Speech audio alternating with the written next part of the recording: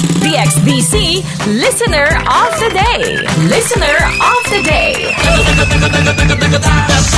Sa radyo mo.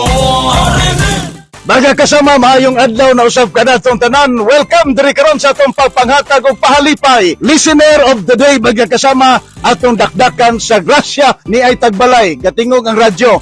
Ato mga kasama paminawon kung unsang istasyon na ginapaminaw ani. Maayong adlaw! Maayong adlaw po!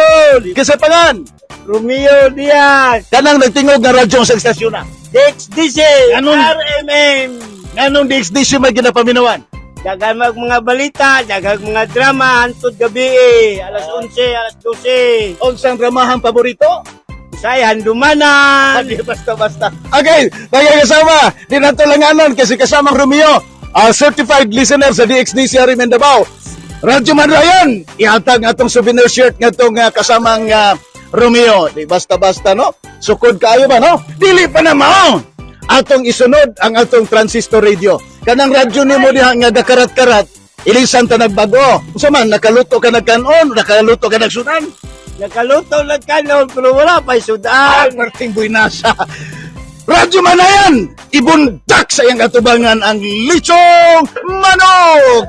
Adi basta-basta yun ha. O, pinaya kay juicy ka na, dangog ka na. O, ihatag, ibundak na pod ang bugnaw kay soft drinks sa Radyo Manayan.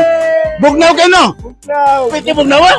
Kasamang Romeo, nag-imbita bagasilingan diri nga maminaw sa atong istasyon para pod makagrasya sila.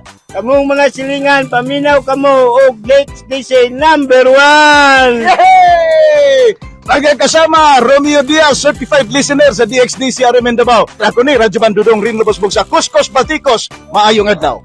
DXDC Listener of the Day. Listener of the Day. Sa radyo mo.